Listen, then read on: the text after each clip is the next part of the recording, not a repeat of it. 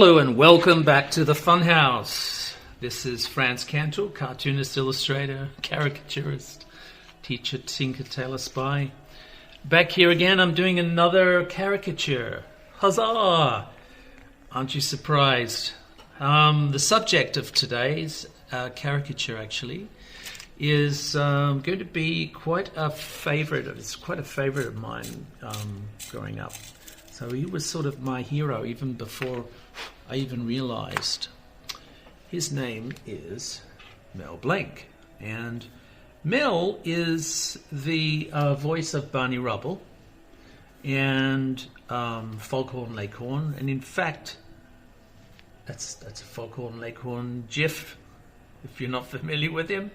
Has a southern accent and very, very funny. This is some of Mel's characters. He's called the Man of 1,000 Faces.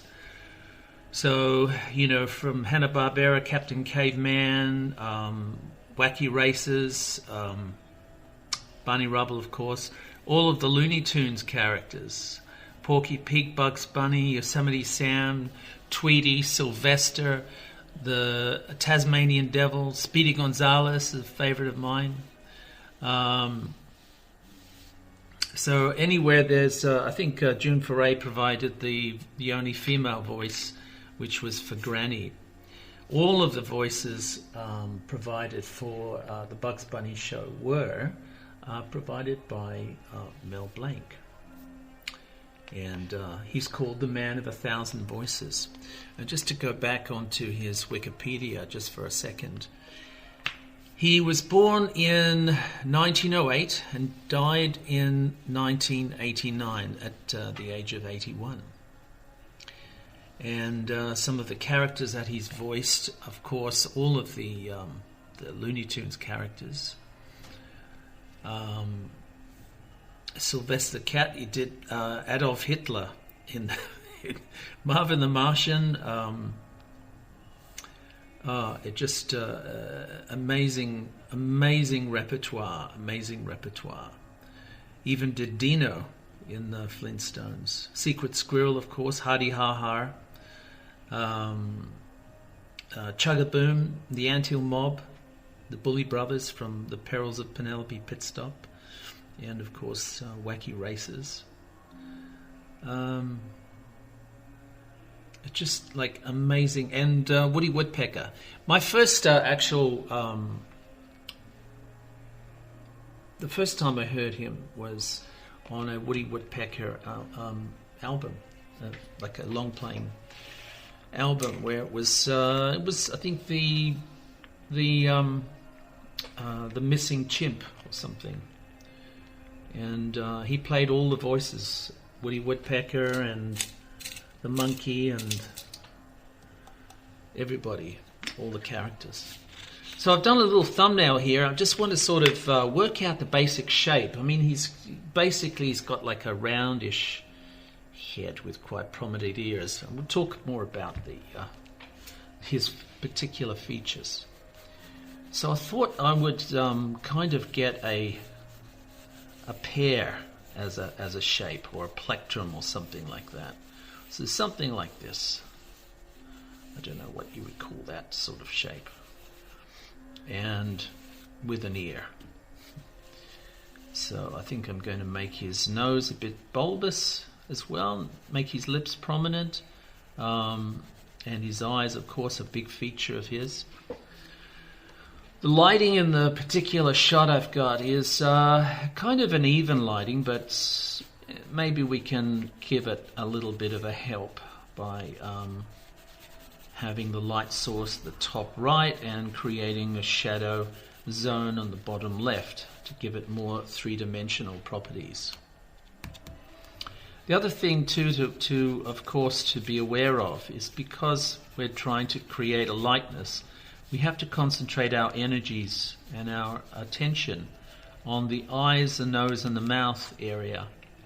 This is often called the T-zone, or it could also be called the mask area. So that's where we're going to be focusing our attention, and the relationships between all of these elements are very important in creating a relevant, readable face, and certainly for recognition of the character. So I've taken this thumbnail and I've created this, which is just a rough working sketch. I've exaggerated a lot of the proportions because my view on caricature is exaggeration and simplification. So simplifying a shape as a plectrum or a pear or something, inverted pear shape, it simplifies all of the hard details. And because it's simple, you're able to distort it more, right? So that's what we're going to look at.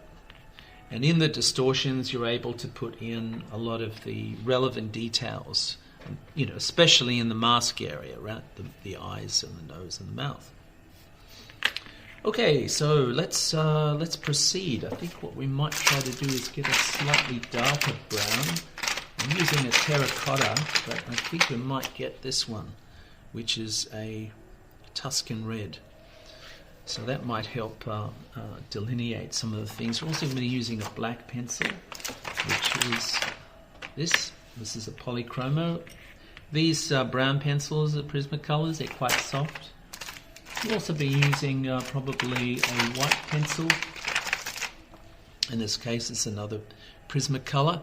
Prismacolors are very soft, so we have to beware of breaking the lead. So always look after your pencils, don't drop them, because especially soft pencils like Prismacolors tend to break, like that one there.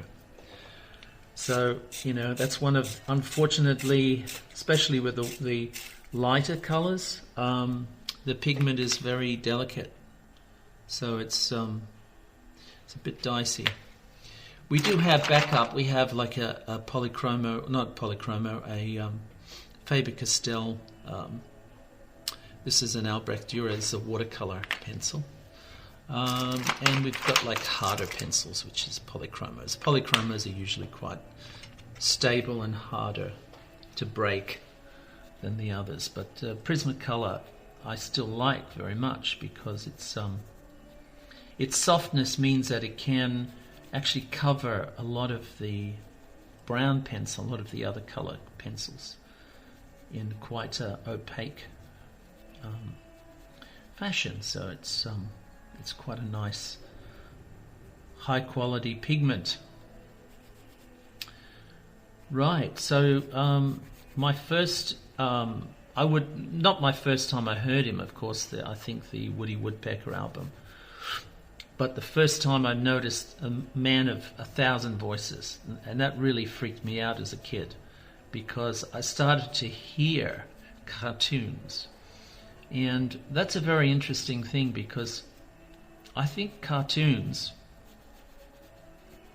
are a very interesting art form, because they tend to be, we tend to think of them as, exaggerations of physics, of like life, and anthropomorphized animals, etc. But in order to create something that's, infinitely believable, or watchable at least, they have to be very acutely aware of creating a world that you're able to be enveloped in or involved in.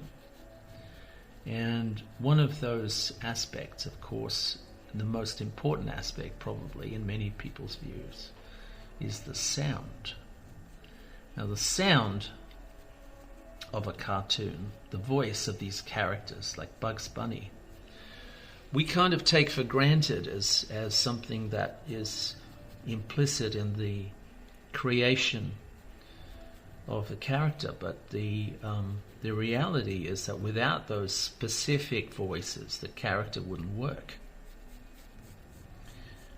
So, there is a very strong point, a very strong argument that states that the soundscape, the sound environment, the world that we create, that we explore sensorially via our ears, is able to be it's able to create a sense of believability, which is vital for any film to work, but certainly for cartoons. When I say believability, I don't mean realism. I'm talking more about characters and situations where our imagination is sort of cued to accept as a viable narrative. So they're telling stories with cartoons, with pictures, moving pictures. And these moving pictures they're not realistic, right?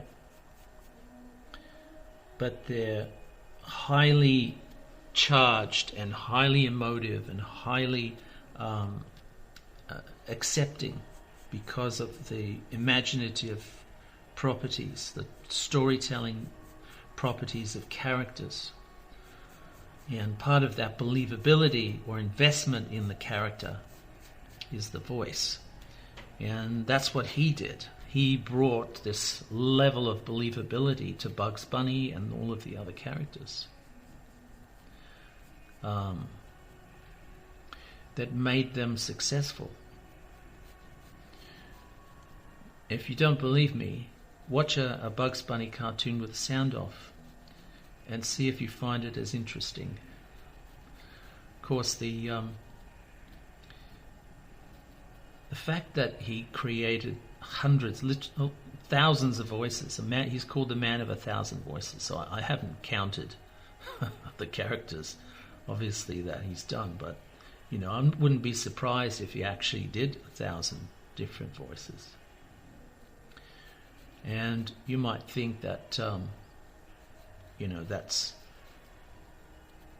something that comes with the territory of working in cartoons, but I promise you this is something that is, even in this business, in the cartoon business, it is a very unique situation. Somebody creating 1,000 unique voices. So each of the characters that he creates, like Sylvester the cat, or Daffy Duck, they might have a similar sort of tone, or a similar sort of accent, or a similar sort of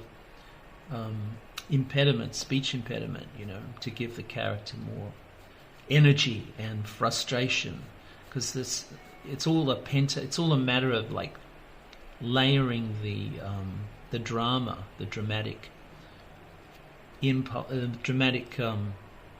concepts in the characters themselves, so that, like Donald Duck, when they open their mouth, you have an immediate impression of the character being frustrated or angry or something, and that just leads your imagination to the rest of the story.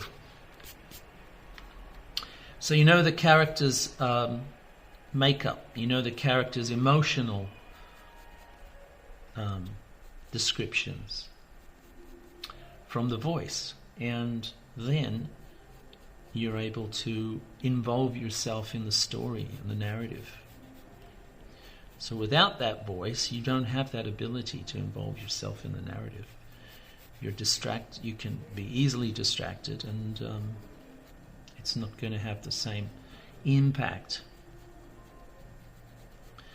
So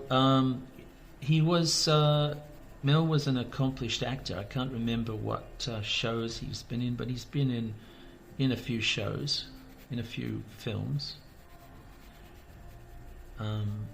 But his characterizations were flawless, absolutely brilliant. I'm actually working on something right now, this part of him, his ear. And why is that different than a lot of other ears that you see around?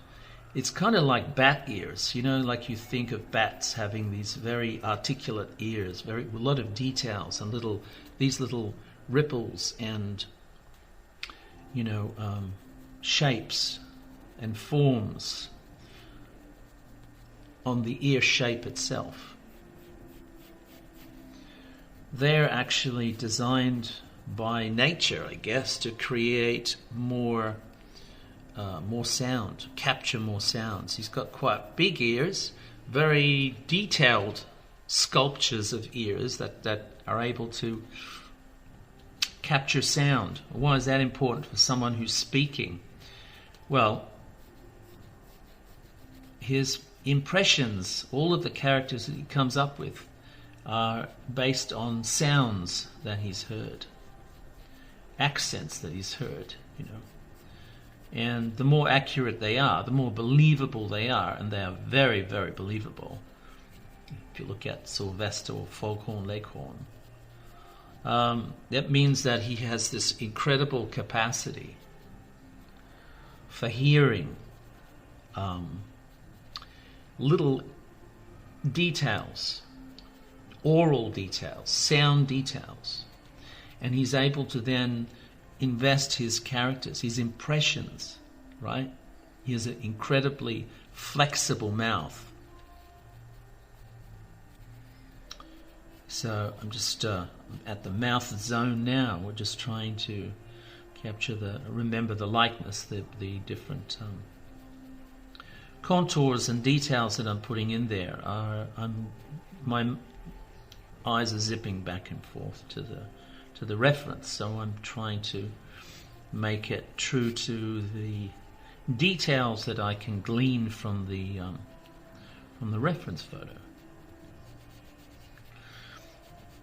So the idea of creating believable characters that you can invest in. Believability is not realism, okay? It's beyond realism. It's something that, you know, Bugs Bunny is not realistic, but he's believable in that there's a lot of information in the design of Bugs Bunny, including the voice, that creates a believable character that we watch. And we are emotionally invested in. You know, it's a character that we can enjoy and understand and read appropriately. A lot of characters, one of the 12 principles of animation, of course, is appeal. And appeal is one of those, it's kind of like a gift in a way. A lot of characters have appeal, right? But a lot of appeal is to do with the details, the small details that you find in the character itself, you know, like these little skin blemishes and freckles that I'm putting in here.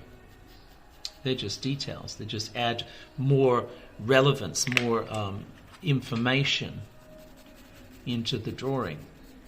Well, you know, he did the same thing with the voicing of the characters. He had the ability to put in these tiny details that gave extra elements of believability to all of these characters that he created, you know. And the payoff is that it's almost his work is almost invisible. That's the payoff, because we love it, but in order for it to work properly, it has to be so good that it's invisible, that you don't realize it's a man making up these voices. You believe the rabbit is talking. You believe this 6-foot chicken rooster is talking. You know, that's what you believe. And that's our investment, right? And he is able to help us create that believability. And this is the power of animation. This is, if you look at any great animated film or short or series, whatever, it's the ability of the characters to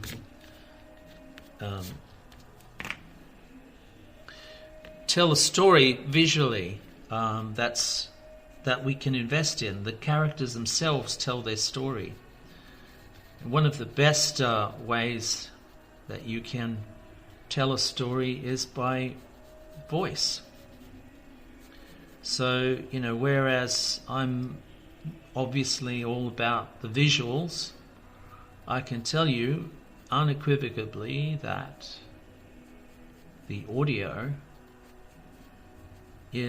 does a lot of the heavy lifting in animation. So it's something that we take for granted because they're so good. They're invisible to us. But if you think about it, they're an incredible power. They have an incredible power of creating the world and the characters that we love, that we have an affinity for, that we're invested in.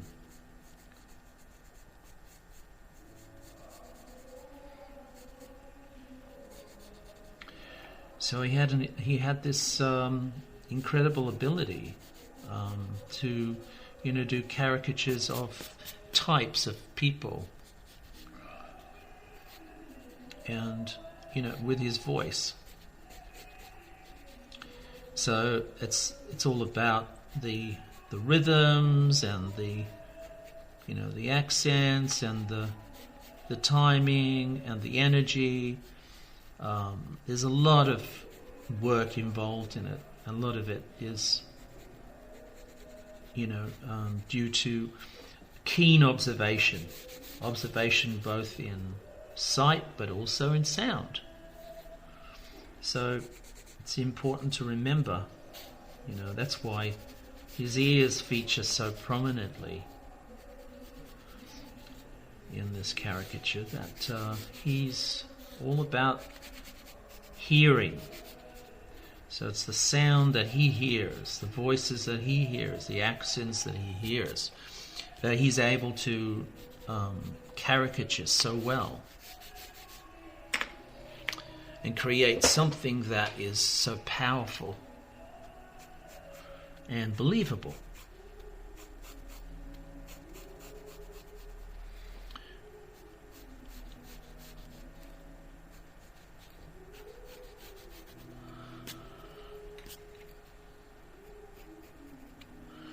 Right, so I'm going to get into some of the details with the black pencil now. The idea is to create a sculptural effect.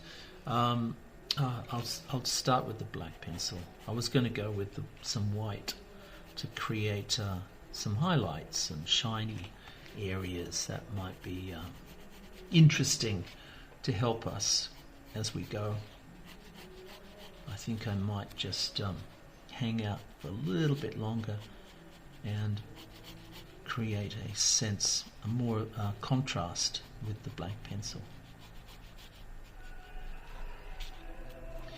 So be careful not to over detail a lot of these. Obviously the outlines I like to heavily feature with a thicker line. I think that helps pick out the foreground from the background in a nice solid way. Doesn't sort of change the style too much. Quite like that. Looking always for opportunities for the contours, right? And the different shapes, the peculiar elements of each person's face. All of the wrinkles and the folds and things are going to be particular for that person. So that's something to always factor in and always remember, even at the expense of changing anatomy.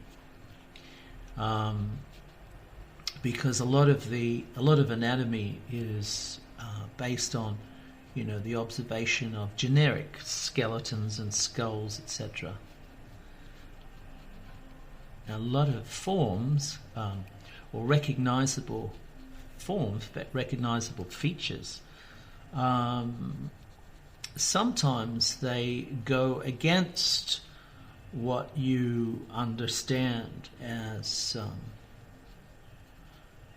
correct anatomy. And that's just the ability of the face to create unusual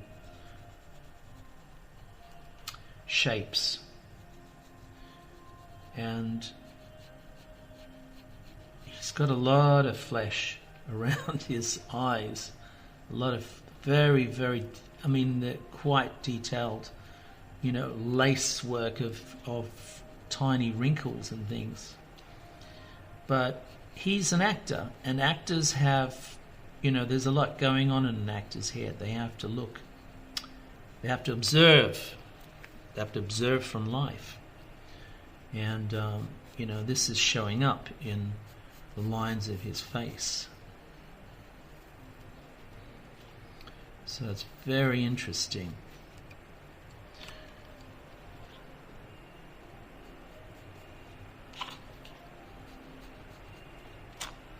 So the rain's coming down outside.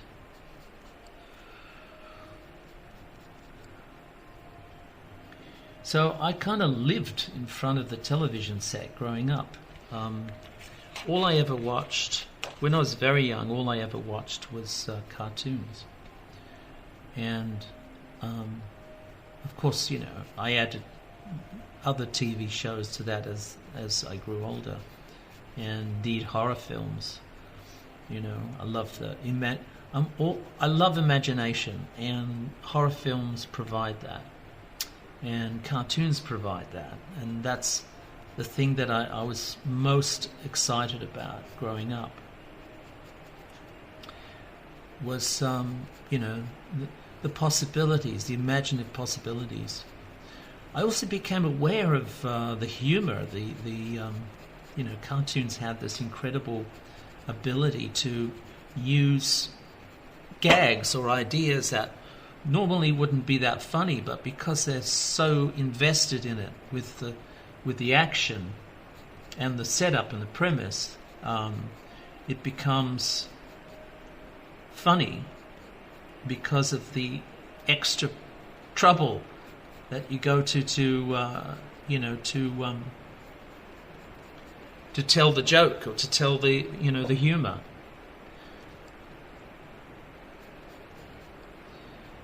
And like if you watch a lot of Bugs Bunny, like I did, you kind of get the idea that there's an awful lot of puns that they got away with. And normally puns wouldn't be a big thing. It wouldn't work normally in conversation or in stand-up or in TV shows or something. It would just be, oh, groan, another pun. But with Bugs Bunny and with all of the other characters, if they had puns, you just accept it. It's kind of like children's theatre, like pantomime, which is kind of an exaggerated form of acting, is acceptable because of that medium. I think puns work beautifully in cartoons. Interestingly, also in cartoon strips and single panel cartoons as well as animated cartoons.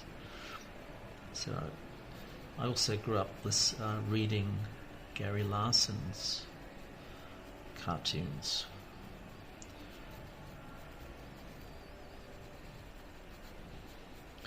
So the language of cartoons is very it's very interesting as a process. When you think about it, we can't. We take it for granted in many respects, because it's so prolific. But if you take a moment and slow down, you'll see the the genius aspect of it, of cartoons.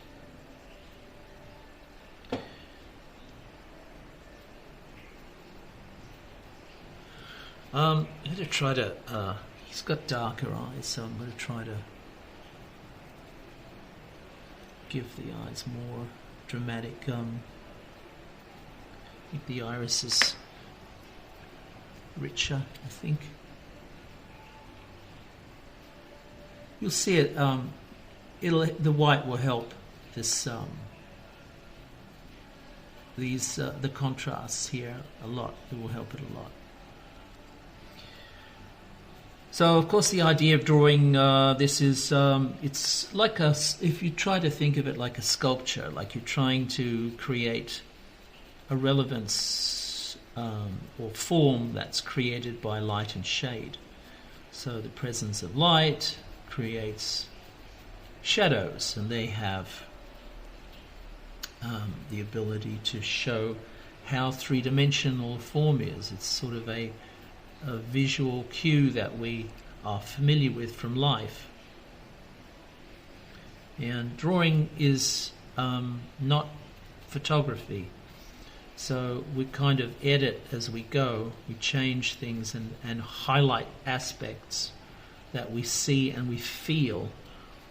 Unlike a camera, which just basically records what you see in a split second, we're actually more in tune with the process of time itself, and a relevance or a narrative that is based on the details that we see, like a camera, but also matched to the details that we don't see, but we know are there or should be there, or that we feel are there, right?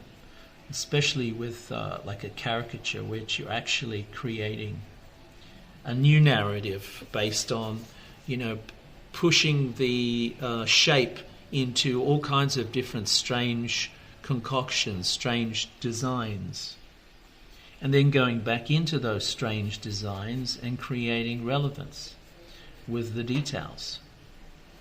So simplification and exaggeration are the prime movers for a caricature, because the more exaggerated and the more you're able to stylize, the more you're able to push, right? Because it's difficult to push something that's inherently complex and detailed. So the idea is to first conceive it as a simple form, then push it, and then go back in and add the layers of detail that keep us aware that it belongs to the elements that make up a certain face. Of course, you can do caricatures of anything, of an object, a car, a chair, an animal, dog. It's just applying the same rules of exaggeration and simplification to another thing, another element. So I've exaggerated a lot of his features, his nose, his mouth, his lip, actually, more than his mouth. Because there are photographs of him making these weird facial shapes because of just for the hell of it, I think. But I think when he comes up with a character, he kind of creates a dynamic energy, and that energy is expressed physically. So not just by the voice, but by the facial features that accompany the voice.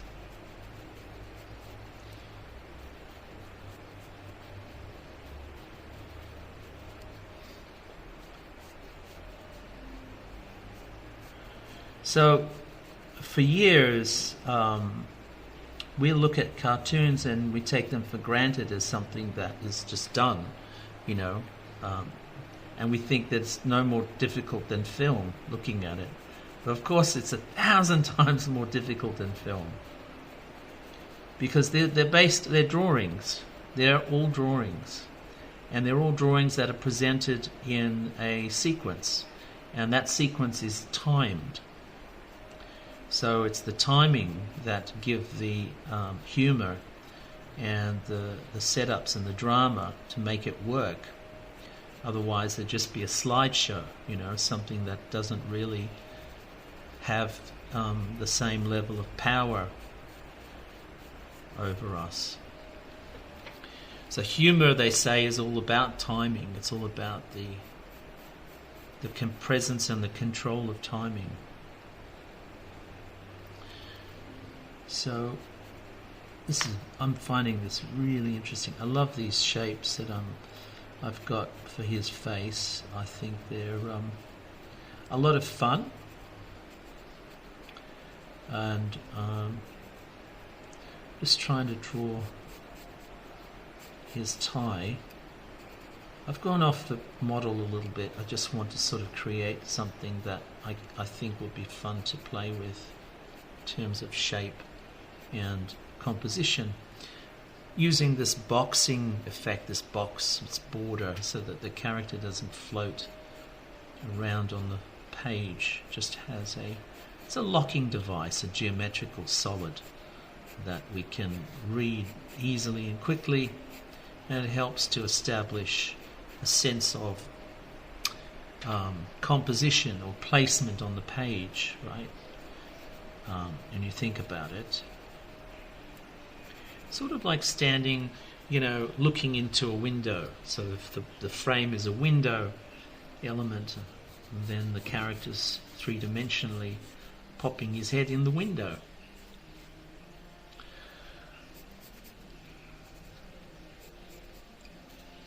So I like this sort of artificial nameplate ribbon thing device. I don't know why I started doing it, but you know, it's really it's a fun little thing. Doesn't mean I'll spell his name right, of course not. Who would have thought that? So let's see if I can get some ink out of this.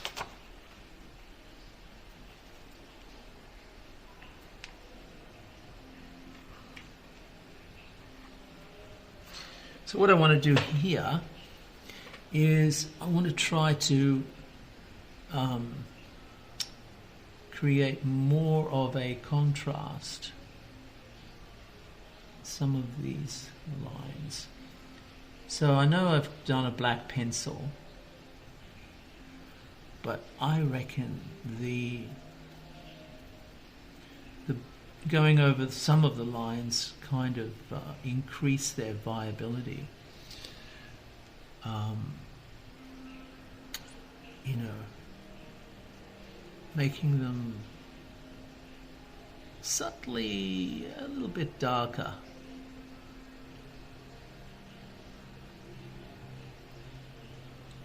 Of course, the outline overall, I think, would be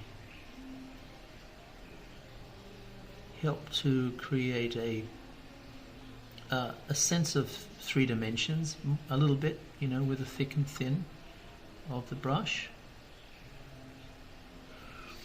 as well a little bit of contrast. So it helps establish a clearer hierarchy of light and dark.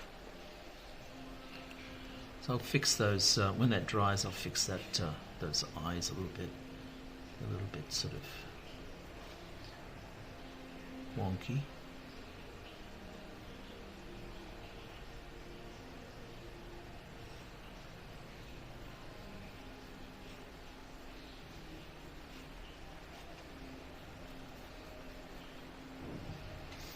Of course, you've got these big ears here that I can play with the line work. Bring it down. Yeah, might work.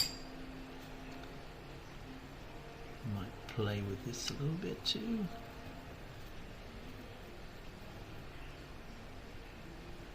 This one. I'll go berserk with it.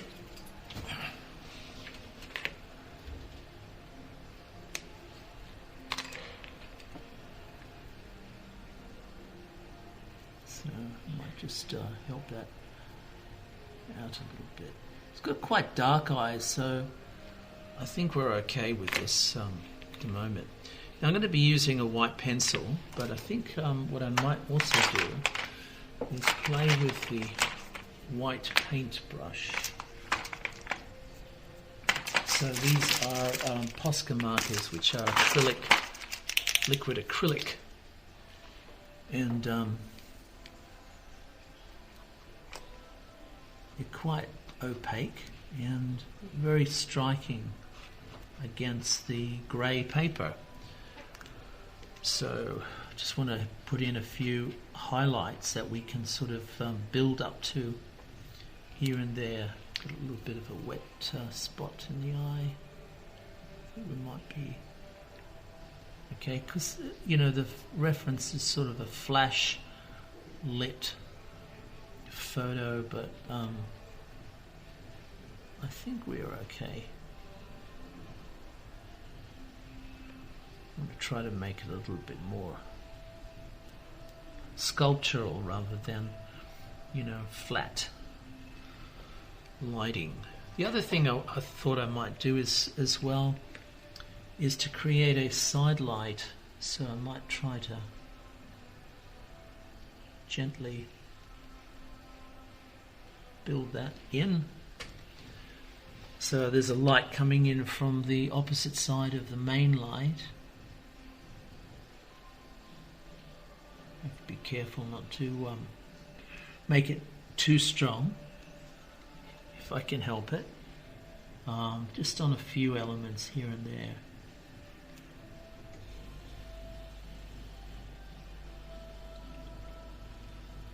So that might work. We'll see. Of course, you know, with a live caricature, you never really know. You could just stuff everything up.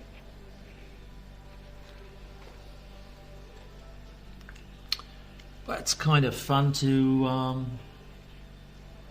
see, isn't it? Like, you know, it might not work.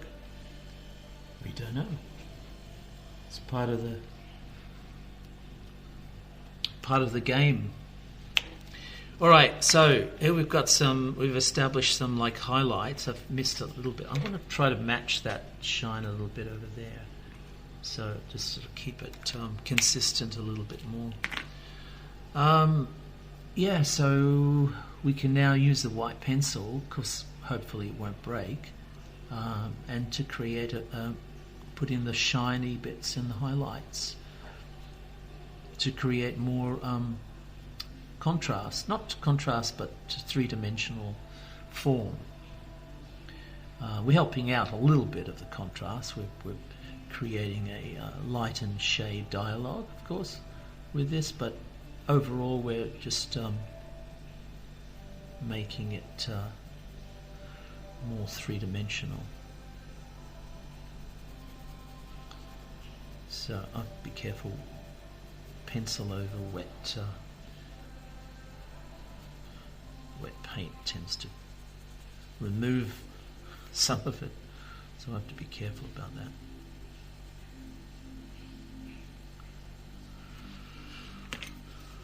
Put that back, highlight there, highlight there.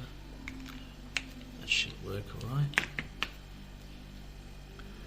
So, I don't know, have a think about, you know, what's your favourite Mel Blanc character? Is it Barney Rubble? Is it Yosemite Sam? You know, definitely Bugs Bunny would be up there. Daffy Duck, you know. Actually, Daffy Duck more than anything else. More than Bugs Bunny, sorry, I nearly said more than anything else. Of course, my favourite would be Foghorn Leghorn. I really don't see how he can be beat. He's just this complete idiot, Southern gentleman voice, and has this beautiful relationship with the dog. Of course, it just sort of always trying to beat the dog and not assert his farmyard will or his farmyard dominance over the situation. Of course, the dog doesn't like that and tries to get revenge. And that's the drama, and that's what creates the believability. Everybody has a motive.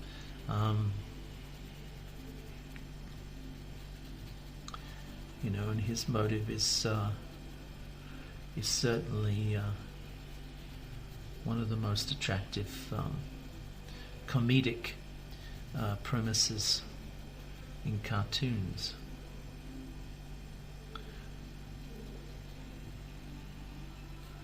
So even characters like Pepe Le Pew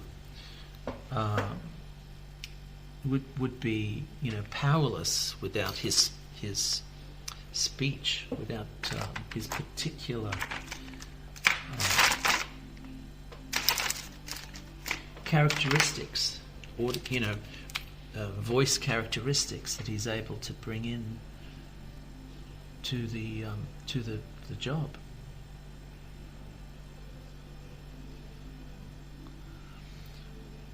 So, as I said, growing up, it's something that you kind of take for granted until one day you recognize that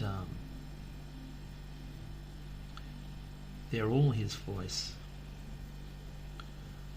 And then you're like, what? How is that possible?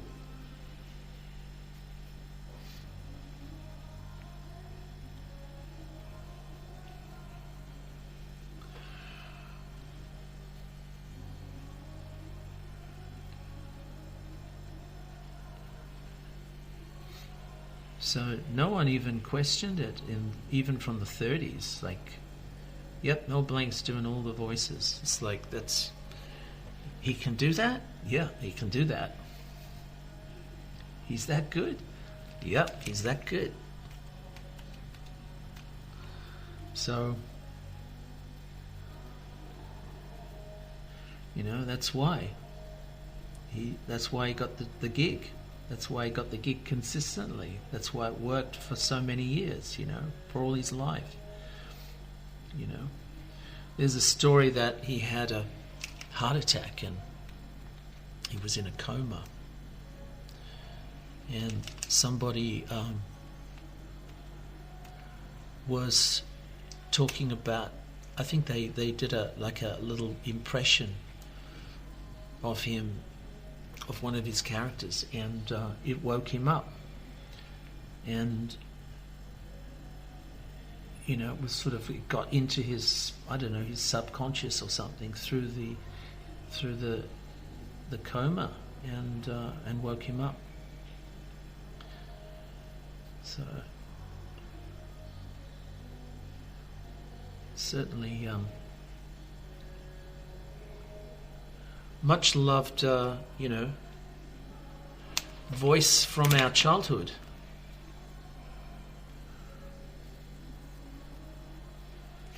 I mean, these characters live for us, don't they? As kids, they're they live for us. They're alive on the screen.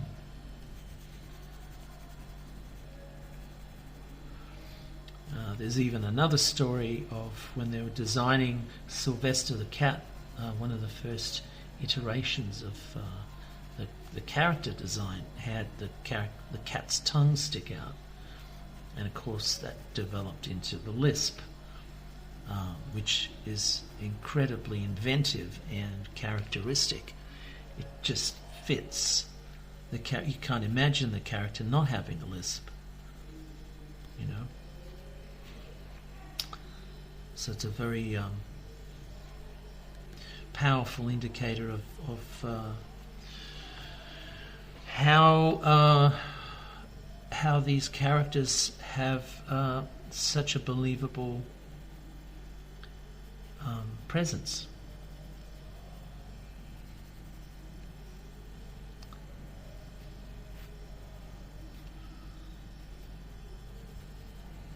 Nearly there, folks.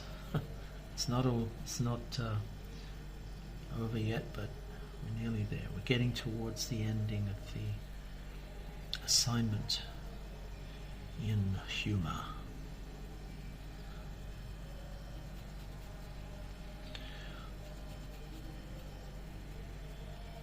I've certainly never seen the level of energy in cartoon voice that Mel had. When you look at Yosemite Sam, for example, just incredible. That little guy with the red beard, just incredible energy he had. It's amazing to see.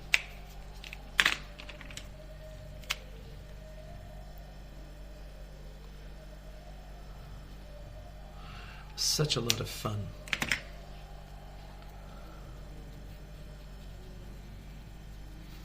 So all of these little lines you see around the face are created from expressions. It's like a living, breathing cartoon.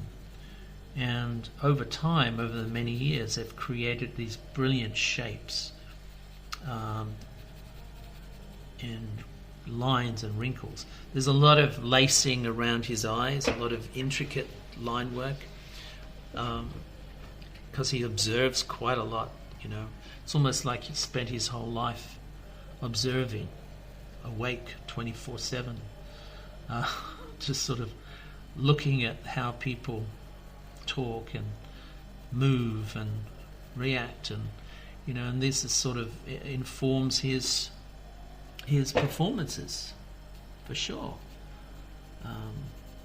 That level of believability comes from referencing, doesn't it? It comes from referencing life, real people. So Foghorn Leghorn, I think, is actually based on a politician, probably. You could certainly imagine that. It's a very viable sort of concept. It's almost a meme on itself. So the blustering politician, with the southern drawl, the unbeatable belief in his own abilities and ability to have these shenanigans. It's full of shenanigans. I like that.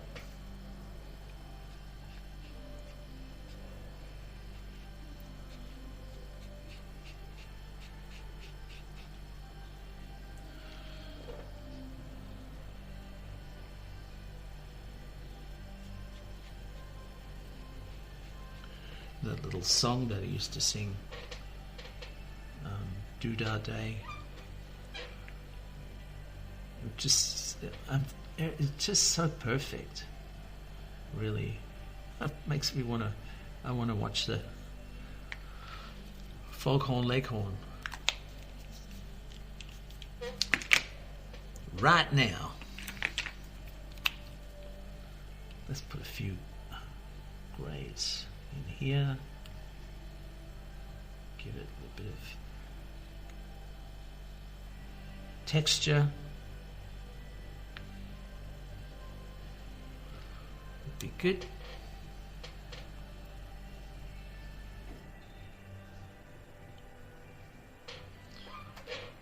Yeah. Kind of works. So far, so good. I might just actually... What should I do? I might just cut to the chase here. I might just put white Is that activated? I think it might be. It's got these pens, paint markers have a ball bearing in them that activates it.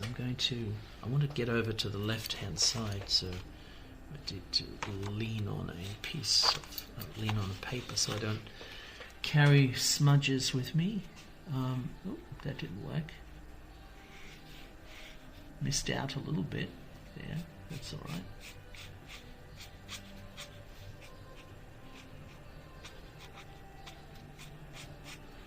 Nothing in life is perfect. There's a happy little accident. There you go. A nice chunky paint marker. Trying to get a little bit more opaque would be good. That's all right. Yeah, I think that might work. So what I'm trying to do here is to create this sense of negative space. So I've established a negative space by, this device of the frame. So I just want to help the skin tones or the form of of Mel popping out of the background. So how do you do that? You create a dramatic contrast between foreground and background.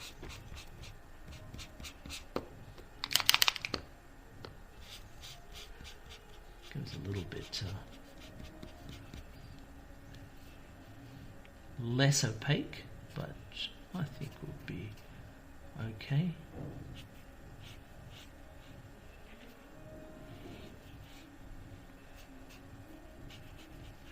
You don't want to sneeze at this point. You don't want to sneeze because you could end up over there. And because this is grey paper, I don't have a grey pen, like a whiteout or anything to repair damage. You just have to live with the mistakes or live with the happy accidents.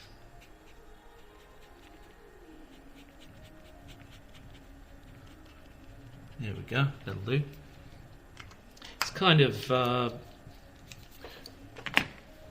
plaster, looks like plaster render. That'll do, it's fine.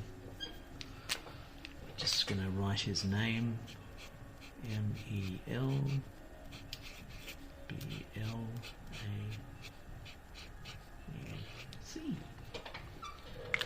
Right, well, there we go.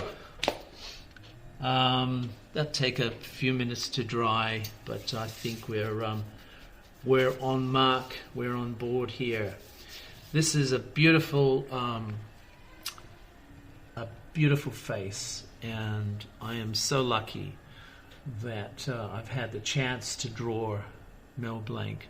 Definitely one of my heroes, and